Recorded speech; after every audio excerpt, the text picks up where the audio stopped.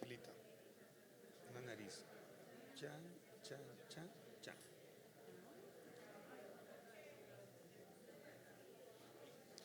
Mira, la primera foto aquí con el doctor Victoria, venga. Continuamos en el Salón Medellín.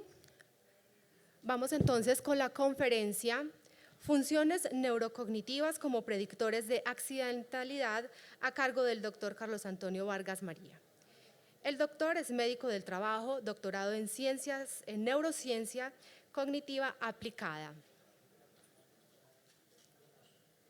A los que están participando virtualmente les agradecemos. Si al final de la conferencia tienen alguna pregunta, ya saben que lo pueden hacer a través del chat.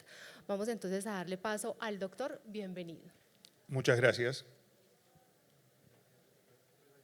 Muy bien, es una oportunidad maravillosa estar aquí compartiendo con ustedes en esta semana de la seguridad y la salud en el trabajo. Muchas gracias a la corporación por la invitación y voy a comenzar tomando el eslogan de esta 30ª semana de la salud ocupacional.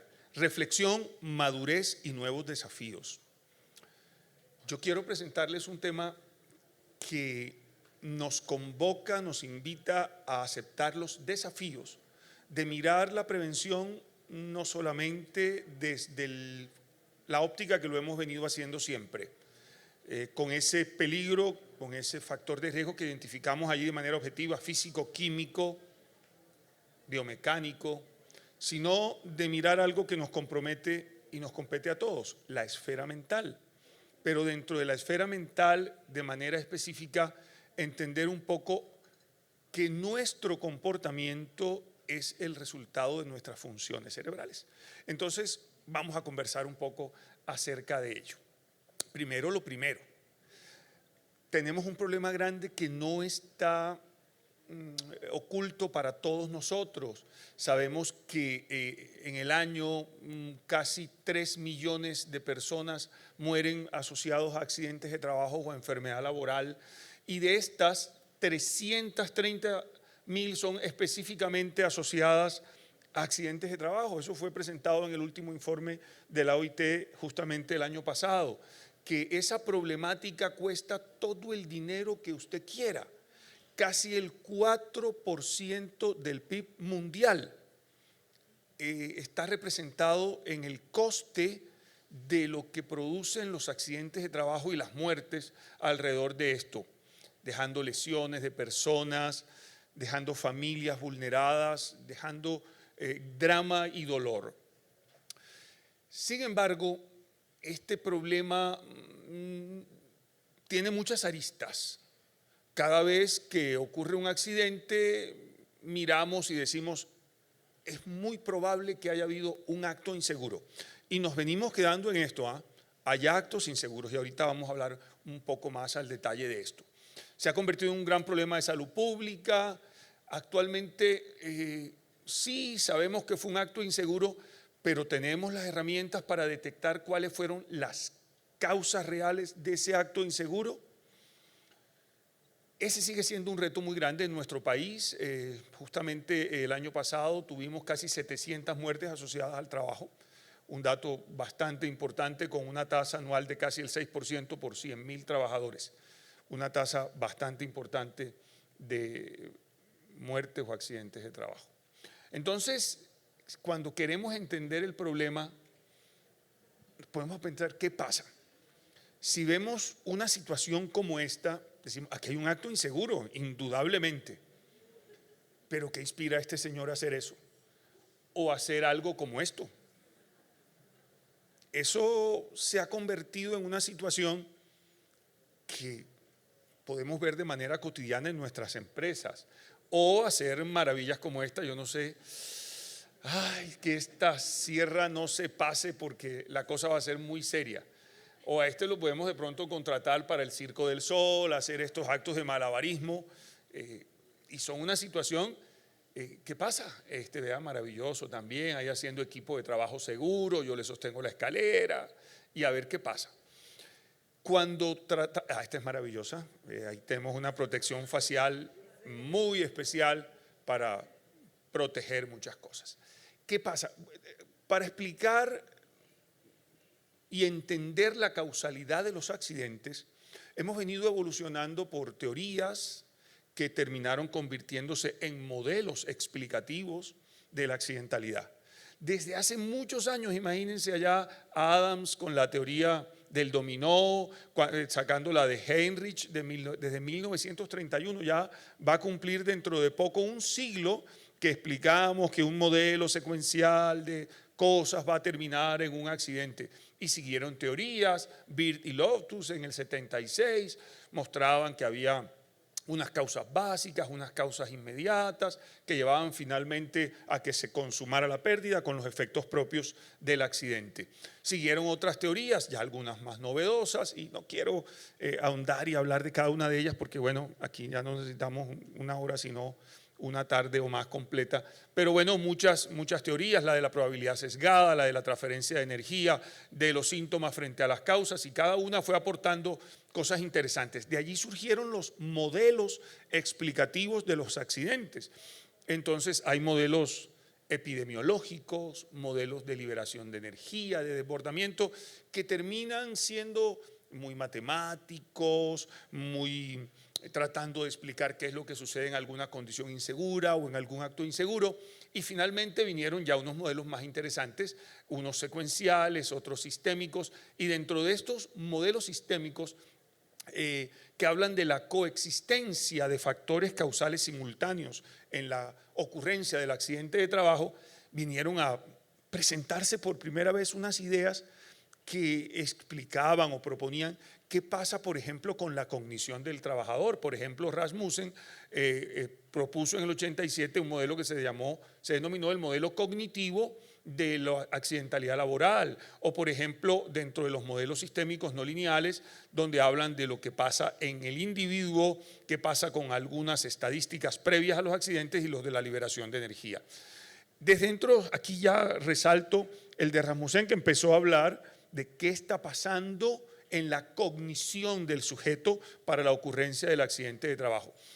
Vinieron los modelos basados en el error humano, y resalto dos aquí para que los tengamos en el radar. Un modelo de la tendencia a la propensión de la accidentalidad, que fue hasta un poco injusto, porque basados en unos estudios decían, mire, aquí tenemos estas personas y de esos el 10% se va a accidentar. ¿Basados en qué?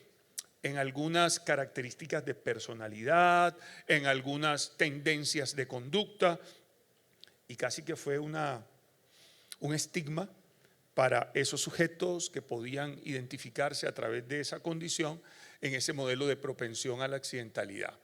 Finalmente, el modelo psicosocial de los accidentes laborales, que establece por etapas el manejo del sujeto frente a su ambiente laboral, la etapa sensorial, relacionarse de manera efectiva con su entorno de trabajo, entenderlo, comprenderlo, venía la etapa de cognición, y por último, cómo actúa frente a ese ambiente de trabajo, la etapa conductual en cuanto a ese modelo psicosocial. Y ya vamos entonces dando otras herramientas, no solo para hablar de cómo atender o evitar los accidentes de trabajo sin dejar por fuera la cognición del sujeto.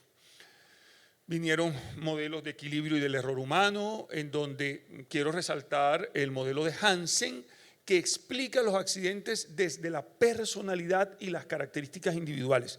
No sé si se acuerdan, aquí los psicólogos, me ayuda David por allá, no lo veo, del 16PF y todas estas cosas, donde podíamos determinar también inclusive algunos rasgos accidentógenos del individuo, y nos metimos en qué problemas para, a través de algunos estudios de la personalidad, tratar de decir o comprometer si se iba a accidentar o no. Está el enfoque ergonómico, el modelo del error humano. Como les digo, son diferentes modelos, el modelo causal psicosocial, del cual les hablé hace un rato, pero hay algo bien importante. Listo, sabemos que hay factores de conducta, sabemos que hay condiciones de trabajo, sabemos que hay actos inseguros, pero bueno, ¿y qué hacemos frente a eso?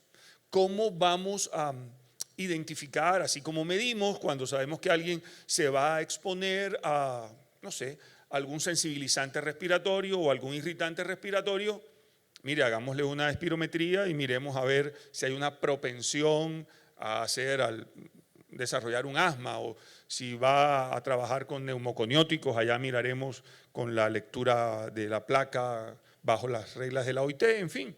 ¿Qué hacemos? ¿Qué vamos a hacer? Hay que mirar un poco más allá, y allí vinieron varias cosas que nos van a ayudar a explicar la naturaleza de los accidentes.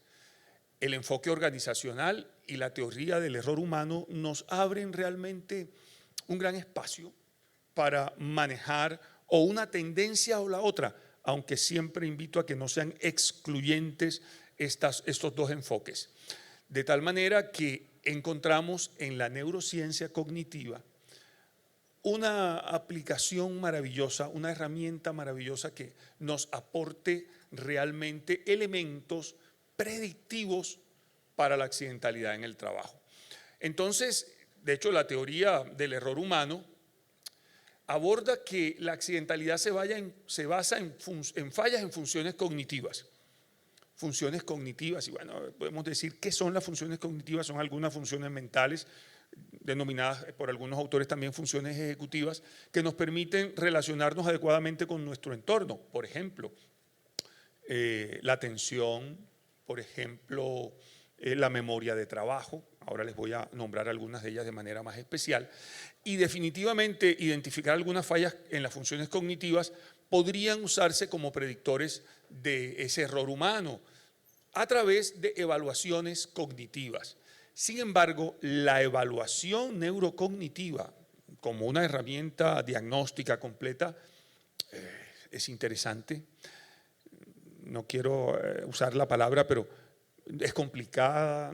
Complicada no, pero bueno, implica varias sesiones de trabajo, implica un detalle muy interesante y muy fino para decir, mire, esta persona tiene este perfil neurocognitivo. Se usa mucho en diferentes patologías: el perfil neurocognitivo del paciente con Alzheimer, el perfil neurocognitivo de personas que tienen un trastorno de atención e hiperactividad, en fin, los perfiles neurocognitivos de quienes han sufrido enfermedad cerebrovascular, y nos sirven como base para establecer, por ejemplo, patrones terapéuticos.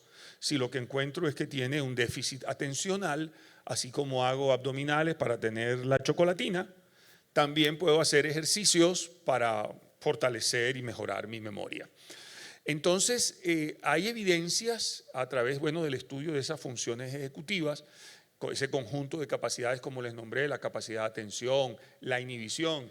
Y miren que una de las cosas que mostramos como un hallazgo importante en estas personas que se accidentaron más, en un estudio que les voy a presentar en unos minutos, tenían un control inhibitorio con problemas. Ese que llamamos en la empresa el acelerado, el que no toma la pausa para validar ciertas cosas, fue el que más se accidentó. Tenemos la fluidez verbal, la velocidad de procesamiento. Todas estas son algunas de las llamadas funciones ejecutivas. Entonces, esas funciones cognitivas nos van a ayudar a tener un proceso adaptativo. ¿Recuerdan aquel modelo psicosocial, el modelo que nos explica que primero está la parte sensorial, mirar qué tengo, pero conocerlo, la parte cognitiva, y luego relacionarme con ese entorno? Entonces, si yo tengo mis funciones cognitivas en los niveles adecuados, básicos, voy a tener una mejor adaptación al medio de trabajo y, por supuesto, a tener menor accidentalidad. Están definitivamente ligadas al desempeño en mi trabajo, y hay muchos estudios que así lo soportan, desde el modelo del comportamiento seguro, la seguridad basada en el comportamiento, que busca reforzar precisamente esas actitudes, esos comportamientos en los espacios de trabajo para que los sujetos se accidenten menos.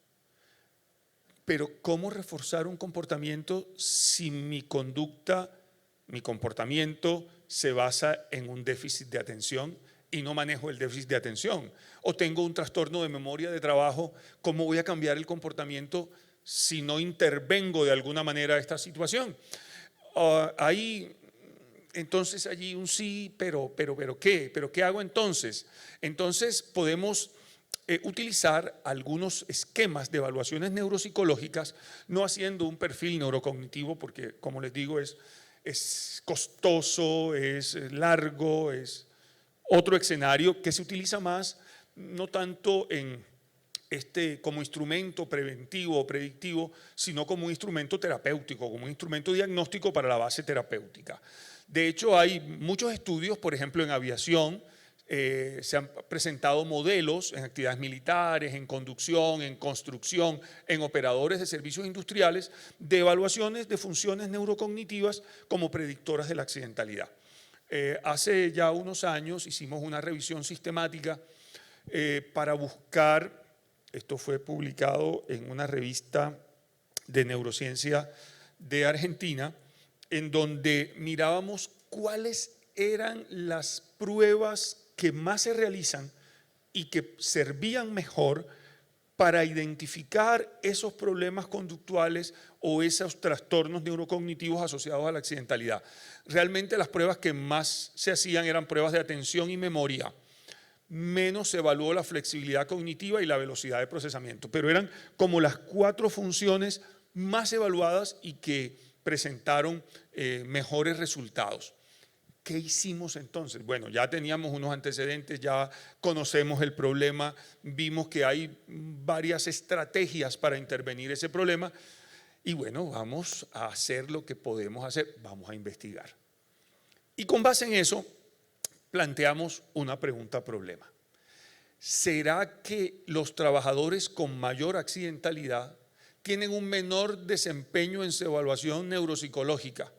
Bueno, mientras que los que tienen una menor accidentalidad y mejor desempeño, los que tienen menos accidentalidad tendrán un mejor desempeño en su evaluación neuropsicológica. Y dijimos, bueno, lo que parece ser, lo que esperamos, lo que creemos que sea, es que precisamente quienes tienen ese mejor desempeño tengan efectivamente menor propensión a la accidentalidad. Y escogimos entonces un plan metodológico que definimos que era un estudio de paradigma empírico, analítico, de enfoque cuantitativo, y nos fuimos a un sector industrial que es especialmente golpeado por una accidentalidad frecuente y severa, el sector de la construcción. Y tomamos una muestra de sujetos, todos mayores de 18 años, tomamos 140 sujetos que no habían tenido accidentes y 50 sujetos que sí tuvieron accidentes moderados o severos. Hubo unos criterios de inclusión, unos criterios de exclusión, que el que hubiera tenido un accidente no hubiera comprometido un trauma cráneoencefálico, por ejemplo, porque era probable que los resultados de las pruebas estuvieran permeados precisamente como una consecuencia de una lesión producida en ese accidente, y bueno, se definieron los criterios de inclusión, de exclusión para cada uno de estos grupos. Y empezamos allí a investigar.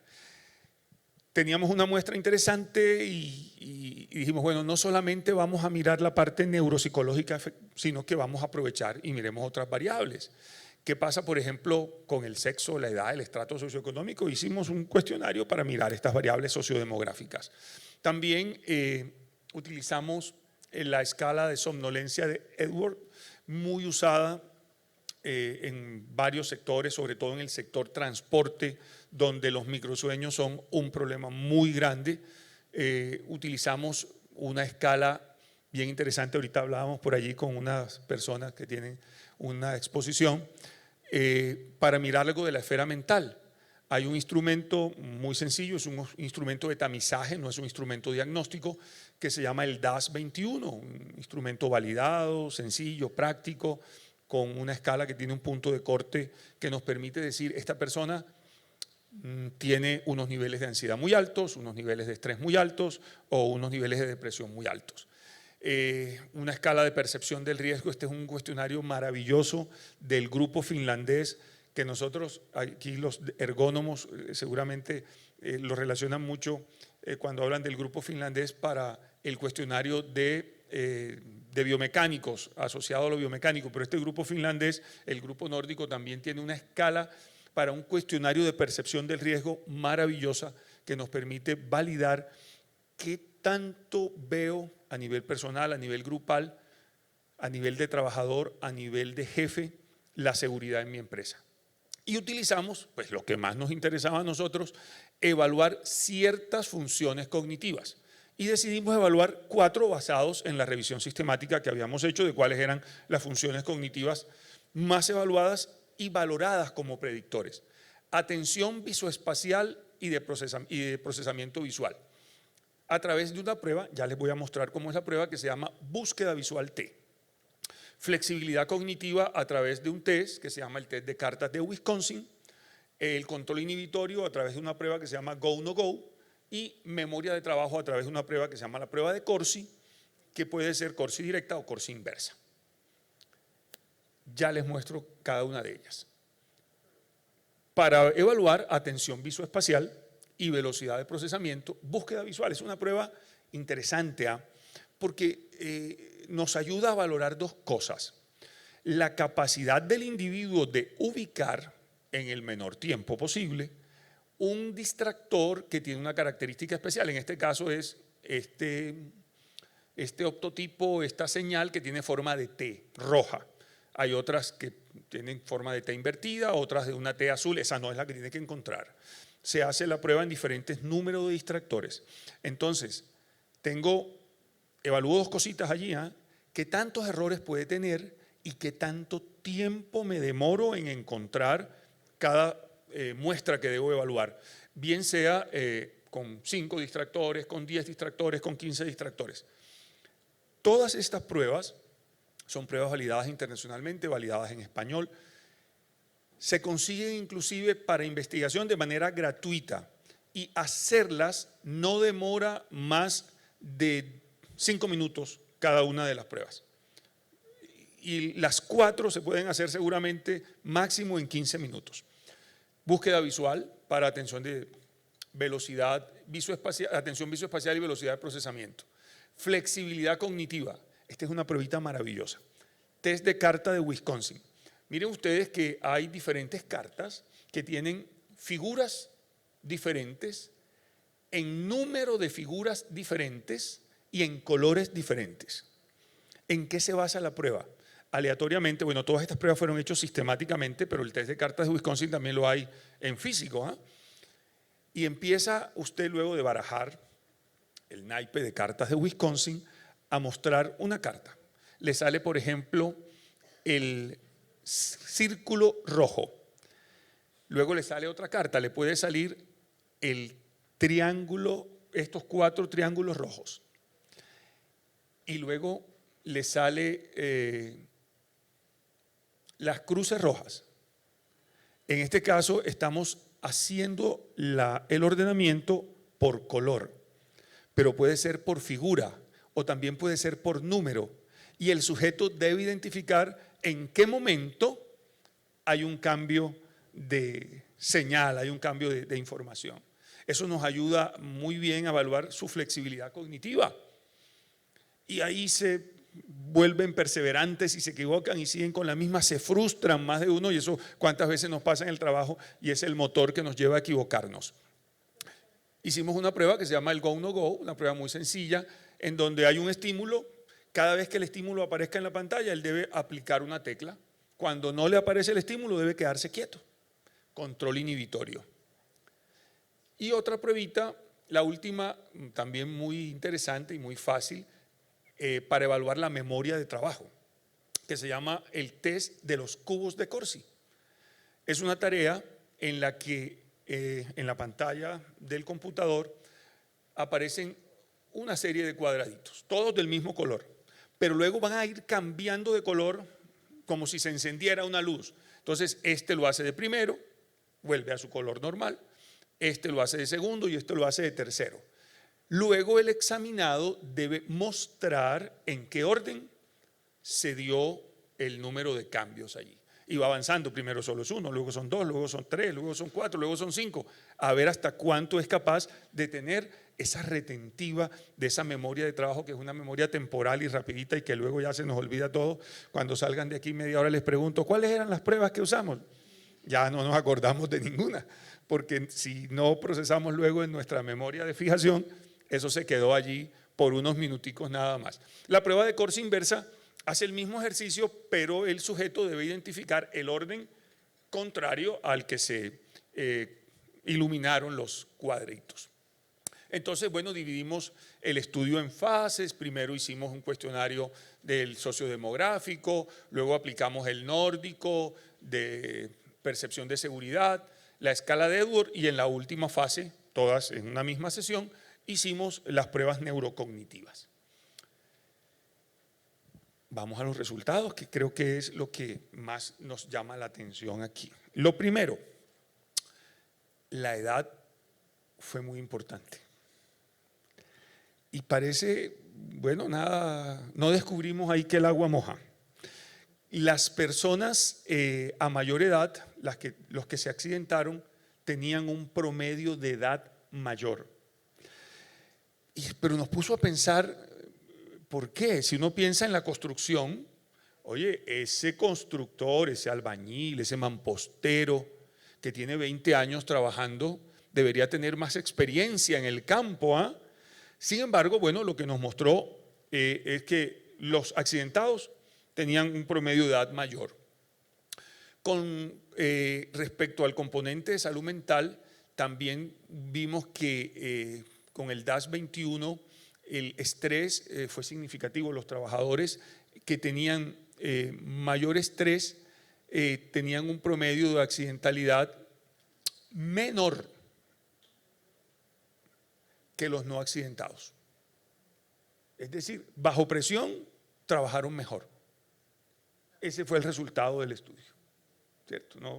No había nada que inventarnos. Pero los que más nos interesaban a nosotros fueron estos. Miren, pero voy a saltar esta diapositiva, vamos a ponerle aquí un poquito, para mostrarle que la edad presentó una correlación negativa con la memoria. A mayor edad, y de pronto por ahí va la explicación del contraste de la experiencia, a mayor edad tenían menos eficiencia en la memoria de trabajo. Con los tiempos de inhibición fallida también, es decir, a mayor edad tuvieron más probabilidad de equivocarse que los que tenían menos edad. Y en cuanto al control inhibitorio también se observó una correlación negativa, es decir, a más edad, menos aciertos, lo cual nos permitió entender o presentar por lo menos una hipótesis de por qué necesariamente o por qué encontramos como más accidentados a personas con un promedio de edad mayor, cuando al principio consideramos en nuestras apuestas de investigación que esos con mayor tiempo de experiencia en el trabajo iban a accidentarse menos. Miren aquí en detalle entonces qué pasó con cada una de las variables neurocognitivas investigadas. Les recuerdo, primera, atención y velocidad de procesamiento. Lo hicimos con el test de búsqueda visual. ¿Se acuerdan? El test en donde había una T rojita que había que mirar allí. Y ahí podíamos mirar dos cosas. La primera, el tiempo. Estos son milisegundos. El tiempo de respuesta. Entonces, los no accidentados se demoraron 1534 milisegundos contra los accidentados 1422 milisegundos. Significa que los accidentados fueron más rápidos, pero cometieron más errores. Y aquí lo podemos ver en cuanto a esa gráfica. La conclusión, para no mostrarles allí la gráfica y ponernos a ver todas las barras, podemos verla muy sencilla. En cuanto a la función de atención visoespacial evaluada con la prueba búsqueda visual T, los accidentados fueron más rápidos que los no accidentados, pero el porcentaje de aciertos fue menor en cuanto aumentó el número de distractores. En cuanto tenía más variables que consolidar en mi medio de trabajo, esa fue nuestra analogía, existía más probabilidad de accidentar. Memoria de trabajo. En la memoria de trabajo, recuerden que era la de los cubos de Corsi, en donde iba a mirar allí. ¿Qué pasó? Los no accidentados tuvieron más aciertos que los accidentados, demostrando así que había un efecto importante como un predictor interesante de la accidentalidad. Los no accidentados tuvieron una media mayor de aciertos en cuanto a que eran capaces de recordar de una manera más rápida y mejor, más aciertos, menos errores, tanto en la prueba de Corsi directa como en la prueba de Corsi inversa. Es decir, soy capaz de recordar el orden en que empezaron a encenderse los cuadritos, o inclusive puedo expresar cuál fue el orden decreciente en que se presentaron esos cuadritos. La flexibilidad cognitiva hecha con el test de las cartas de Wisconsin también nos mostró que los accidentados cometieron más errores en el emparejamiento, es decir, mostraba más impulsividad y menos flexibilidad cognitiva. En cuanto al control inhibitorio, definitivamente nos mostró cositas interesantes. ¿Qué pasaba? Que en cuanto a los aciertos en la prueba de Go, es decir, cuando tengo que pulsar, efectivamente pulsé, resulta que tuvieron los no accidentados menos errores, y en cuanto a el tiempo de respuesta también fueron un poco más rápidos, de tal manera que los accidentados fueron más lentos que los no accidentados y más rápido cuando no tenían nada que hacer. Es decir, cuando salía la prueba y no tengo que marcar nada, cometí el error de marcar. En conclusión, 4 pruebas, 4 funciones: atención visoespacial y velocidad de procesamiento. Y quiero hacer énfasis entonces que esta función cognitiva, la atención visoespacial y la velocidad de procesamiento me permite entender mi entorno, me permite desempeñarme de manera adecuada en cuanto a las respuestas que puedo dar con respecto a todos los insumos que tengo a mi alrededor. Los accidentados fueron más rápidos que los no accidentados. Teniendo en cuenta eso, el porcentaje de acierto fue menor en cuanto aumentó el número de distractores.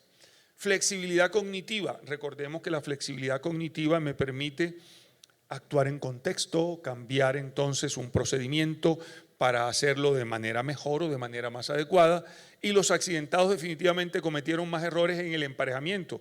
Recordemos que entonces teníamos que hacer allí esa pruebita que hicimos con unas carticas de colores de diferentes formas o diferentes números,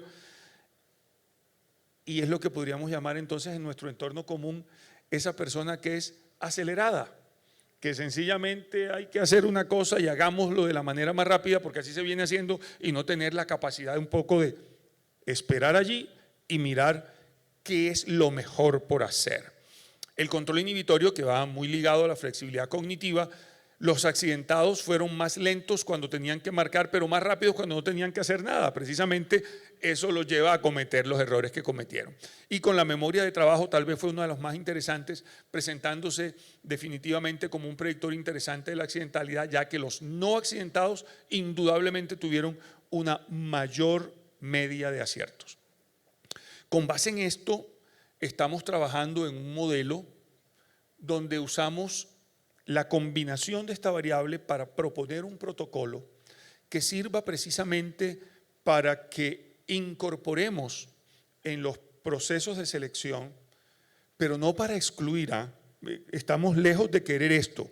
No, porque es que desafortunadamente se nos han convertido los procesos de selección en un proceso de descartar, como si fuéramos desechables las personas. Este no sirve para esto, y con esa frase tan maluca de este no es apto, sino de entender y validar que si alguien de pronto tiene alguna falla en su memoria de trabajo, puedo buscar los mecanismos para fortalecer esa memoria de trabajo y llevarlo a un punto donde tenga mejores competencias cognitivas para desarrollar bien lo que queremos hacer bien. Eso es lo que yo quería compartir con ustedes. Muchas gracias.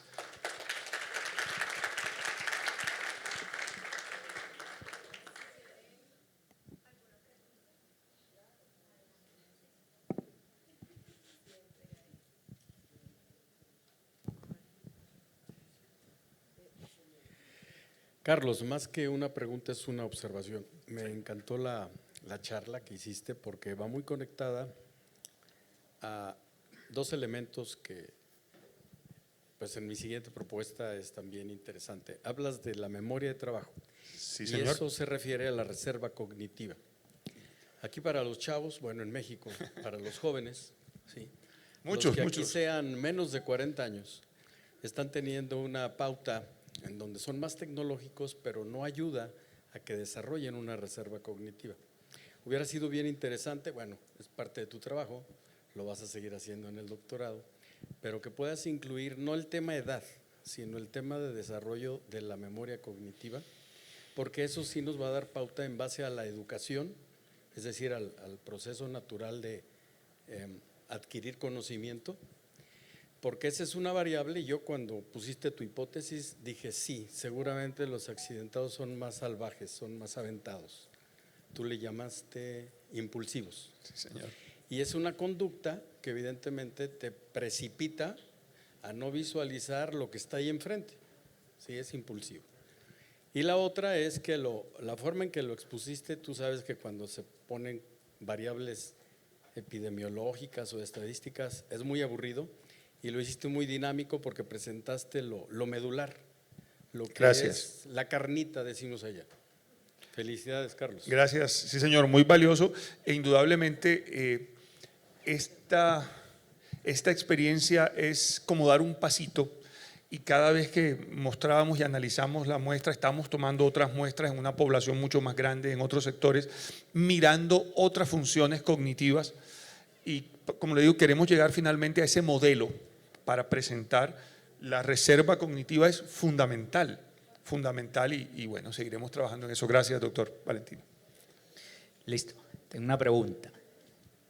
Yo estoy en el sector construcción, entonces, dentro de los estudios que han hecho, de pronto tienen alguna correlación donde esté relacionado no solo el tema de la experiencia en años trabajando, sino versus la formación o estudios en determinar si una persona que tiene muchos años trabajando, pero también se ha formado técnicamente o ha formalizado su experiencia también, le pueda dar mejores resultados que las personas que ahí decían que como son mayores, o sea, son mayores en edad y tienen muchos años de experiencia, pero son más propensos a accidentarse. Entonces, si hay alguna correlación en donde tú puedas revertir eso porque te formas técnicamente, tienes mucha experiencia, pero te formas técnicamente y eso pueda llevarte a que te accidentes menos. Quiero Excelente. saber Cuando nosotros hicimos el muestreo, nuestro muestreo fue por conveniencia. Y dentro de los criterios de selección tratamos de escoger un grupo más o menos homogéneo, porque resulta que, por ejemplo, teníamos, no sé, en el sector de la construcción está el ingeniero, pero también está el mampostero. Y está el mampostero que empezó a hacer mampostería porque un día su papá le dijo, acompáñame a la obra y vamos a hacer mampostería, o el que estudió en el SENA, todo esto. Entonces tratamos de homologar, pero vale la pena, los tenemos divididos y catalogados. En el estudio podríamos tener ya una discriminación de cada uno por su preparación y asociarlo para comparar esas variables con un ANOVA, con un MANCOVA, o mirar allí algunas pruebas de hipótesis con diferentes variables. Señora. Sí, es muy parecido a lo que acaban de decir los dos, ¿no? O sea, y hace un poco de, pues molesta un poco, es como incómodo eso de que a mayor edad uno asocia mayor experiencia y pues que se estén accidentando más, es como contraintuitivo, ¿cierto? Entonces tenía como las mismas observaciones de los dos anteriores, porque también es revisar, bueno, frente a experiencia, ¿cierto? No es lo mismo tener mucha edad que mucha experiencia, puede que haya algunos, pues, en teoría sí, pero no necesariamente. Y la segunda, la pregunta es, ¿qué pasa? O sea, ¿cómo está en el mundo esto? O sea, ¿cómo es la referenciación en el mundo de estas o pruebas semejantes o modelos semejantes y muy puntualmente en relación con la edad? Maravilloso, gracias. Bueno, la primera, y de pronto encontramos alguna explicación, algo intenté decir al final, ¿por qué la edad? Si lo correlacionamos precisamente con la experiencia, pero miramos y te voy a hacer una analogía. A mí me gusta trotar. hago competencia, ¿cierto? Hago media maratón. Yo tengo 60 años y corro la media maratón 2 horas 40, no he podido menos. Hace 20 años lo hacía en 2 horas 15. Y mis amigos del grupo de trote, hay unos salvajes que la hacen en hora y 50. 25 años, 30 años, 35 años. ¿A qué voy? Por mucho entrenamiento y por mucho esfuerzo y amor que yo le ponga al trote, mis capacidades físicas se van mermando con la edad. Lo mismo pasa con las funciones cognitivas, ¿eh? Lo mismo pasa con las funciones cognitivas. Y mira que en la asociación, y por eso me pareció muy importante lo que nombraba el doctor, hay la manera de ejercitar también esas funciones neurocognitivas. Y muy poquito lo hacemos. ¿Cuándo lo hacemos? Cuando vemos al viejito que se le olvidan cosas, le compramos para que haga crucigramas y para que haga cositas.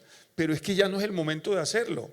Es ahora cuando tengo mis funciones cognitivas en una línea de base de normalidad, cuando tengo que guardar esa reserva, así como ahorro dinero para la vejez, como hago platica para irme a fin de año de viaje, tengo que buscar esa reserva cognitiva que se basa en muchas cosas, y no solo en los ejercicios mentales, sino también en una nutrición adecuada, en la ingesta de licor y muchas cosas que nos van a ayudar y que en perfiles neurocognitivos específicos como el del Alzheimer, por ejemplo, son fundamentales para un mejor pronóstico o no. Quien tiene una buena reserva cognitiva tendrá un mucho mejor pronóstico cuando nos toque esa demencia senil. Eso hay que fomentarlo. Y la otra, ok, en el año, podemos poner la imagen allá un momentito atrás y me prestas el señalizador, yo te digo, te voy a invitar a algo, dale para atrás por favor, atrás, un poco atrás, eso, si me permites, si quieres yo lo hago aquí, gracias.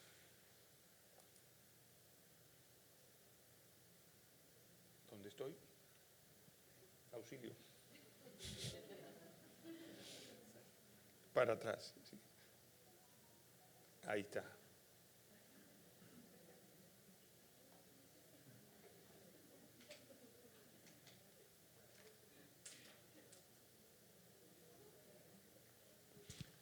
En el año 2020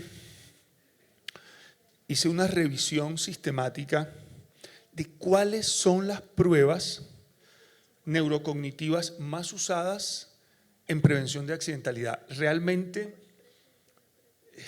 preseleccionamos 1.300 y tantos de artículos para presentar en la revisión finalmente 35 que cumplieron con los criterios de inclusión que queríamos en la revisión sistemática.